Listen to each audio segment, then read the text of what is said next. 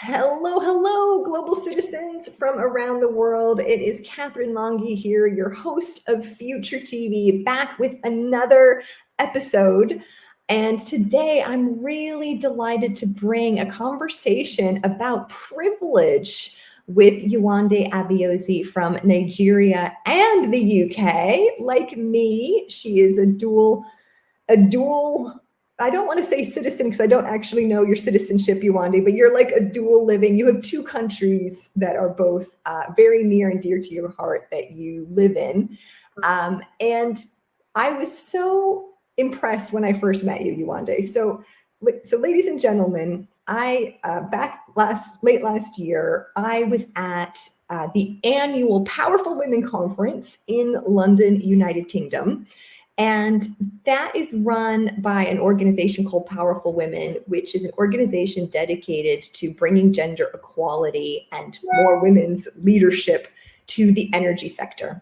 And Yewande was hosting a panel of amazing women having a really profound conversation around what holds them back and what they see the future for women in energy and the future of the world. It had a fantastic lineup. And a little bit like a fangirl, I was like, I went up to you. Actually, Yewande, I don't think I had the courage to speak to you in person. I think I later sent you a LinkedIn message to say, oh my God, that was so amazing. But one thing that we connected on is the topic around privilege. So I had shared on LinkedIn, maybe there's another way we can look at privilege. Like why does it have to be like it's a bad thing? Like if you have it, it's like a disease to get rid of. What if we just reclaimed privilege? Like what if us privileged people reclaimed privilege and actually like saw it as an empowering thing? Like, hey, we have privilege. We have the privilege of giving back to other people. So that was our first connection around the world privilege. And one thing you said to me, Yewande, is how resonant that thought was with you. And that's why I invited you here today, because if you look at Yewande and I, we look different, we sound different, we're from different parts of the world, but we have a very, very similar view around privilege. So today's conversation is going to be like flipping privilege on its head. We're going to go look at different aspects of it. So that's what is in store for you over the next 27 minutes. So Yewande, this is all about you and what you're bringing to the conversation today. So I'm going to take a pause and actually let you introduce yourself, in your own words. Who are you and what is your stand in the world? And what had you say yes to come into this crazy conversation about privilege with me today? Catherine, I must start off by saying thank you. It's really a pleasure to have, I've had the conversation with you before now. You did ask, what do you call me? I think I'm a dual dweller. I think that's what I call myself. I live in the UK now, but I'm very, very, my heart is still very, very at home in Nigeria. First and foremost, I'd like to introduce myself as a woman. I am empathetic, I'm nurturing, and I do this through the support of my amazing husband, and I've got 3 wonderful boys. My Nigerian roots, of course, as I said, is very, very strong. I've come from a tribe called Yoruba, and heritage for us is so strong. We're very resilient. I mean, one of my friends said it to me at recently concluded IE week that I've come from a lineage of women that when they face a challenge, they take off their head tie, which is called a gele, and they wrap it around their waist, and they're ready to just battle. And that really speaks of the resilience of a Nigerian/Yoruba woman. And that's really who I am at heart. So as I said, I'm a woman first, and then I'm a Nigerian woman. And I'm also a very strong advocate for women in the workplace. I believe that there's so much women have to contribute to leadership, and I'm always looking for creative ways to engage in discussions, and that's exactly how we met. I think another thing that is interesting that I've just recently found now that I've moved to the UK is that I'm a Black woman. I've always known I'm a Black woman, but being a Black woman has now been a bit more resonating than ever before. On a professional level, I work with a company called the Energy Institute. I head strategic partnerships, and it's a combination of the work we do in business development and all our global communities around the world. Professionally or background wise, I'm actually an energy economist. And yeah, so anything energy, that's sort of, my area of expertise. Now, beyond my role of being a mother and being a career woman, I'm deeply committed to being like a change advocate, someone that's, someone has said to me before that I'm a positive disruptor. I'm one of those kind of people that like to ask, but why, and sort of challenge why things are the way they are. And I'm really excited to talk today about privilege because, I thought I was born privileged, and I think I still am, but it's interesting how privilege can mean different things. It's so relative. It depends on who's asking, when you're asking, where you're asking, and what you plan to do about it. So yeah, Catherine, it's really nice to be with you today. I don't know if that really gives a Thank you. sense of who I am. Yeah, it does. And I love that you said that you recently discovered yourself as a Black woman as part of your identity, because I also recently discovered my identity as a white woman, even though they're different kinds of identities. Right. And the identity I'd like to start with is actually motherhood, because we are talking today, as you and I are talking, it's Mother's Day in your two countries, in both the United Kingdom and Nigeria. And you raised the question to me, is motherhood a privilege? Like, is it actually privileged to be a mother these days?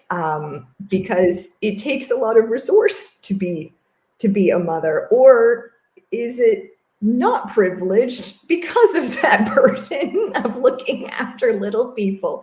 And big acknowledgement to you, ladies and gentlemen. Yewande has a mani-pedi booked by her brother-in-law that she's had to reschedule to be with us today. So her identity as a woman is very strong, as is her identity as a mother. So it's your own question.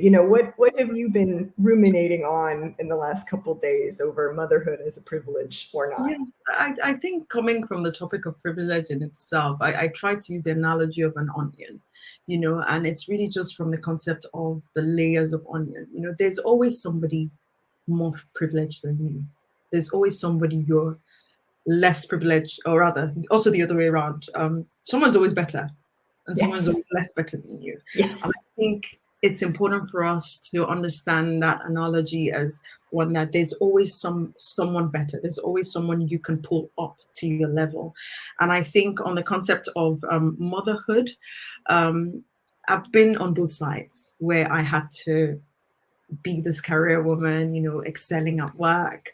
And I also had the time where I had to be at home with the kids. And in both scenarios, I've seen the pros and cons, and I've seen how one woman thinks she's better off than the other woman, and the other way around too.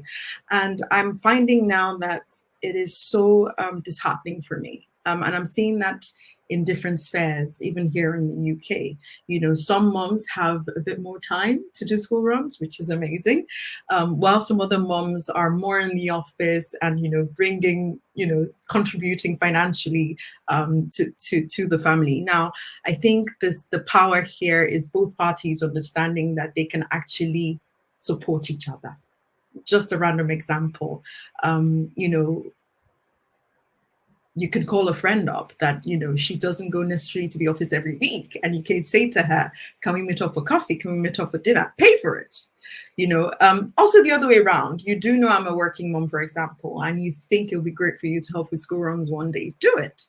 And also when you're having conversations with moms that are not career moms, don't make your job seem so, it's so complicated, you're not going to understand. Stop it. it doesn't help anyone. It just makes you make the other woman feel less of a woman. So I think it's important for us when we're having these conversations, even though we know they're interesting conversations in the office gossips that you can share with these moms that are not career moms, cut back on those ones and talk about what you actually do. Make it sound interesting. Make her ask for her ideas. Just like you, she probably did go to school. Just like you, she has a career like you. She's just chosen a completely different path. And I think that empathy and respect is what we're missing. And also the other way around, you know, the mom that is not a career mom, her thinking the other woman, you know, oh, she's just so focused on work, she doesn't have time for her kids. You know, I also think that's not fair. And it's important for her to see the value that mom brings into the entire system. So take, for instance, in my kids' school, we do career talks and things like that, but they tend to bring career people that are so popular, you know, but like so busy, and they just make it look like they're doing favors. I had to say to the school, we have lots of moms, we have lots of dads doing some interesting things. Why don't you engage with those ones? Number one, I would be much more interested in speaking to my son's best friend about my career in energy, you know, than some random kid or somebody else that I know nothing about. You know, I would connect easily. So I think that's one thing that sort of like resonated when we were talking about motherhood, you know, and how it's important for every kind of mother, whether a career mom or not so career mom, it's important for us to support ourselves. Yeah. I love so much of what you just said, and it reminds me of the kind of external pressure. I mean, I was just looking at a picture of Taylor Swift and Beyonce like hugging each other the other day, and you know, the media and the sort of external influences really tries to pit groups of women like against each other, and that trickles down to also the motherhood communities and circles. What if, you know, stay-at-home moms had some career counseling from the career women, and career women did a bit more in the school, you know, in the schoolyard. Like those are two really powerful resource groups that if they combined their powers instead of like keeping them separate, well, it'd be a whole other community. So thank you so much for that. And I'd love to move on to your upbringing in Nigeria. And the first moment that you discovered you had privilege. So was it the school experience, or something a friend said, or that some other friend maybe didn't have a driver? Like what was the moment that you went, whoa, I have privilege, that's a thing? So it's interesting. I put down some notes on this, and it sort of started more from, I mean, just yesterday, it was my son's 16th birthday. So I'm going to use the same analogy to explain and answer your question. And I was feeling really cool. I wore trainers. I tried to look nice and young. And their first question was, "Mommy, in the olden days, did you guys have go-karting?" And it hit me like, my time was olden days. And then I realized that perspective is so important. Same a couple of weeks ago, I was in this room with more of like mature professionals, and I was telling them, before we leave for dinner, you know, you all have to open a LinkedIn account. And they're like, "Oh my God, you're so young," and thing. And I was like, it's interesting how it depends on who you're talking to, right? And it depends on what room you're in. And I keep saying this about privilege. You know, when I was in Nigeria, for example, I had a driver, I had a nanny, I had a cook, I had everything pretty that made me comfortable, you know, and it was a rude shock to come to the UK and not, I knew I wouldn't have it, but just not to be as comfortable and still function. And some people would see that kind of privilege as very unique, but coming from where I come from, a lot of people do have that privilege. Now, I'm not saying this with pride, I'm just saying this with facts, you know, and this privilege, you know, obviously something that we all over time work to not exploit, but to explore how we can bring other people up, whether it's the people you hire at work, whether it's the the kind of philanthropy work you do, we find creative ways to definitely engage someone. So when I was thinking about this privilege, and I started understanding the other privileges that exist in this part of the world, I realized that there is some correlation, where you think because you have this, you are at the top and nobody else can sort of converse with you on these things. I think there was a disconnect for me. And I think that was really where our conversation sparked from. We realized that in Nigeria, my life was just, how do I say it? It was comfortable, and everything I needed was just there. While here, it's more focused on different things.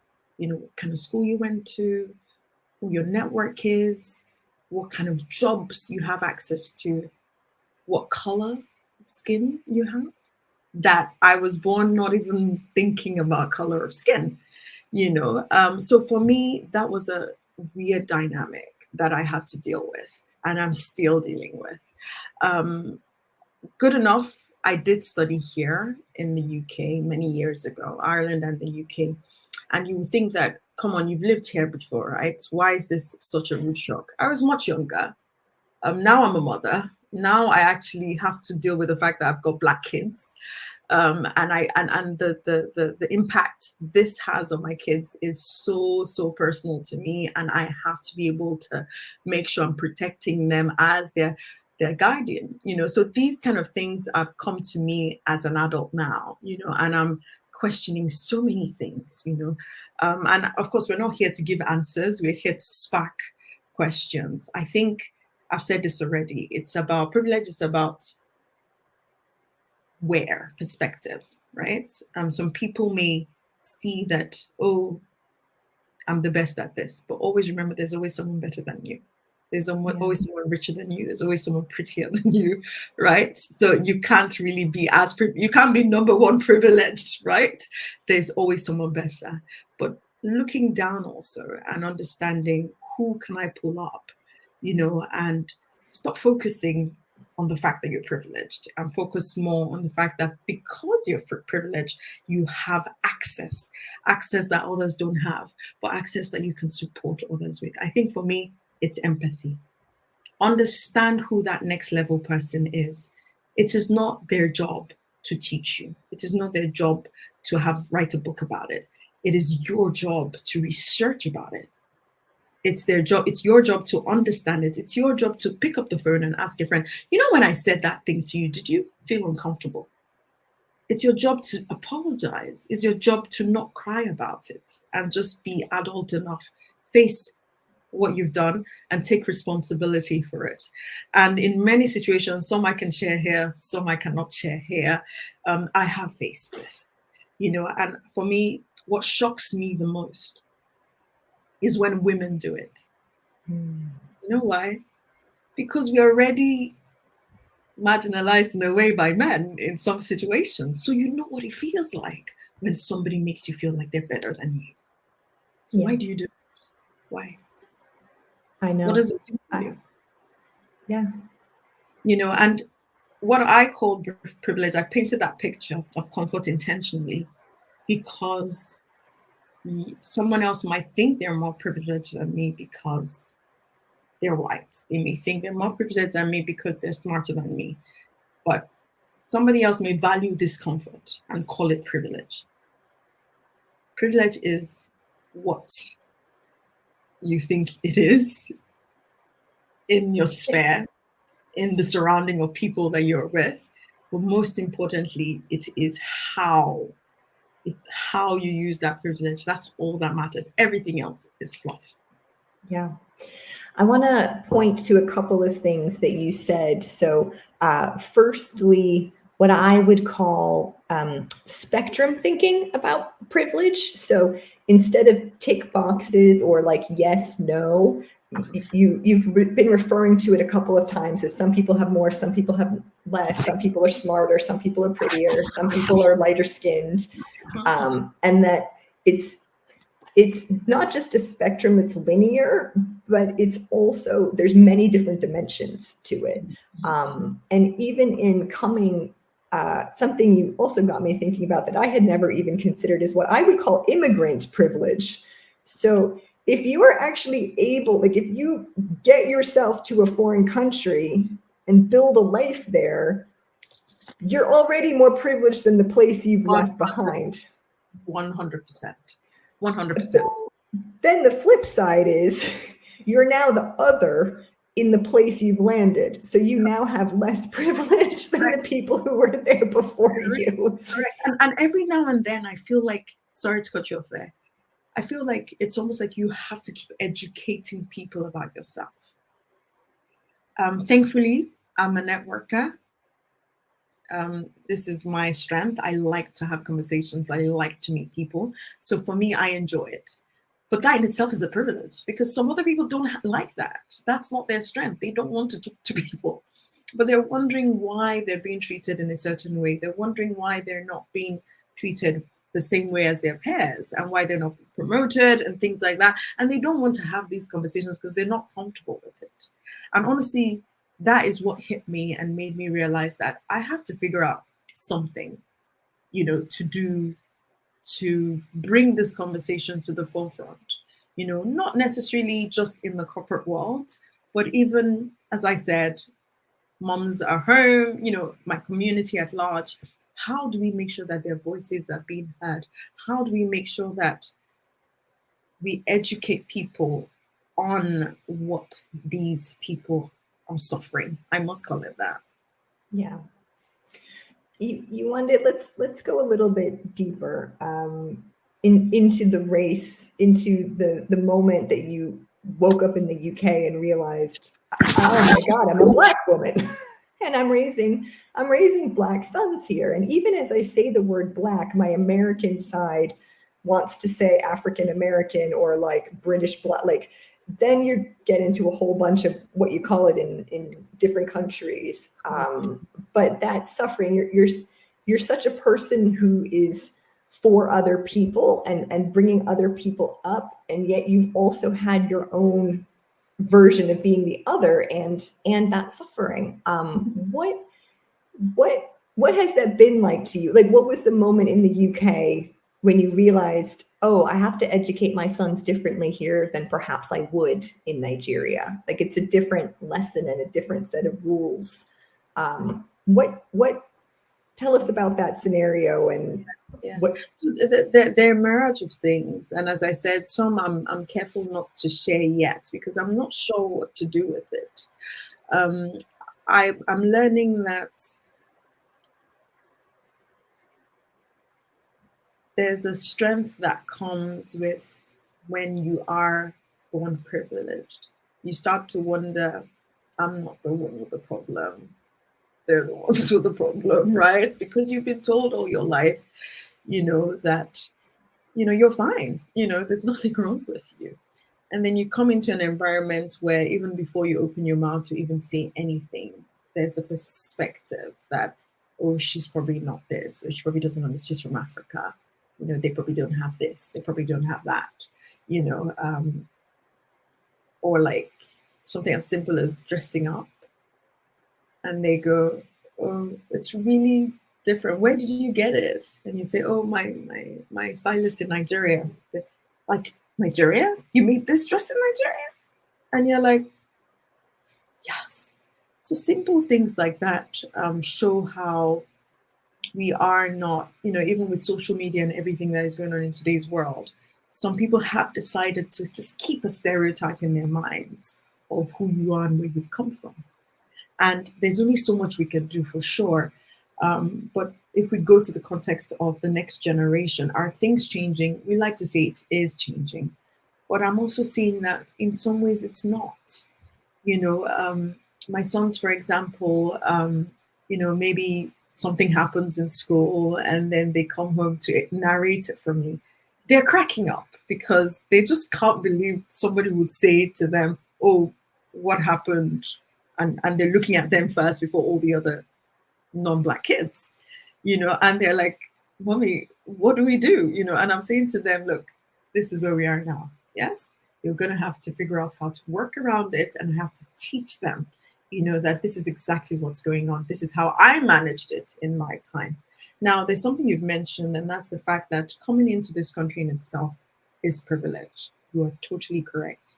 Nigeria, for example, there are lots of young people that are coming in to the UK and other parts of the world, literally because of some security issues and issues that are being, you might have heard of in parts of Africa.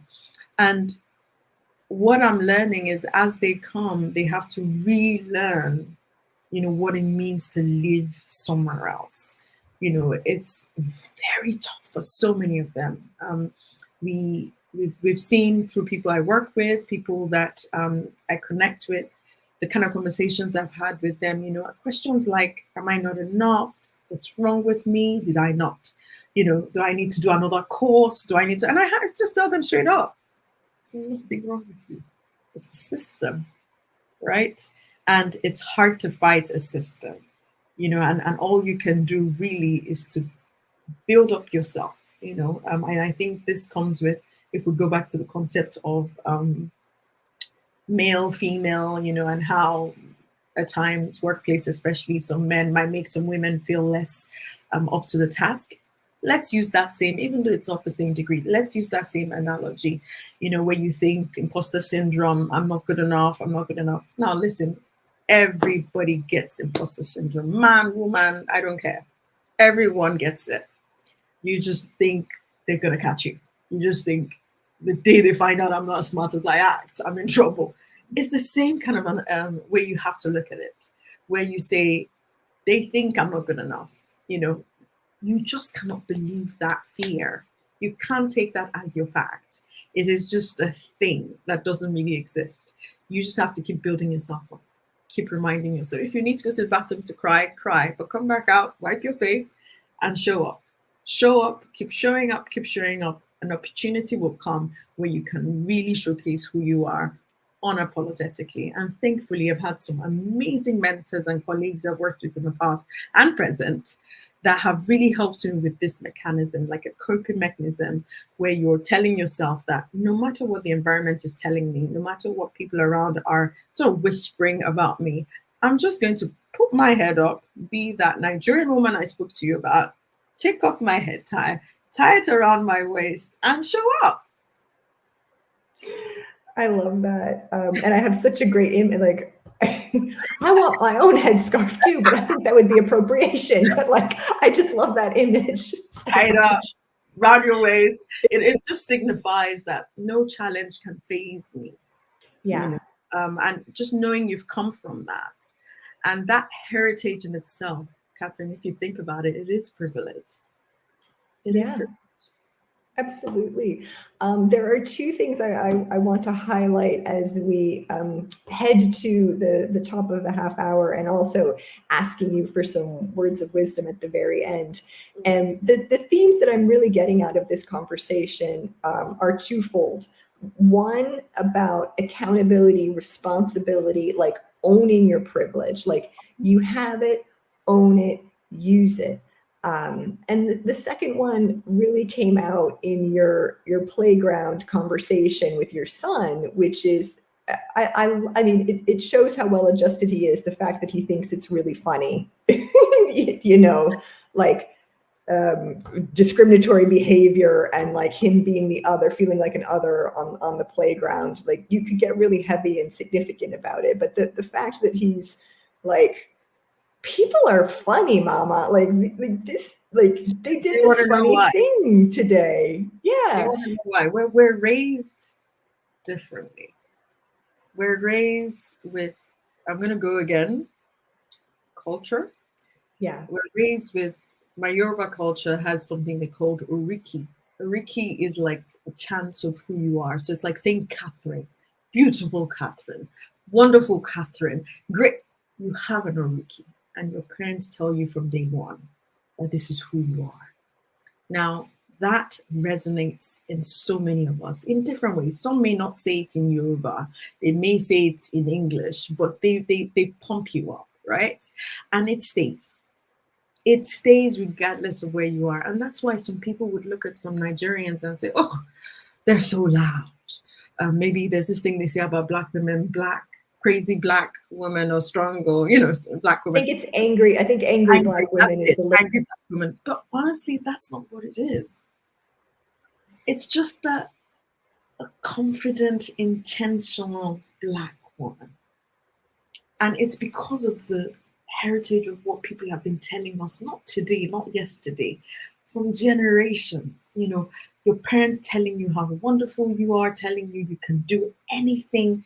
This privilege, as I called it earlier, is something that even when you're in another environment and you're being challenged, the reason why my sons are cracking up about it is because they truly believed the things I said to them when we were much younger about who they are. They are princes. You can do whatever, you can dream whatever, and you make it work, and it will work for you. So it's that same premise that they use in this kind of environment. Now, what happens, we've jumped to the next generation of people coming now. Because if they were told, like my sons, right, that they were princes and everything, what happened to them when they were 22, 30, whatever, coming to the UK and now questioning themselves?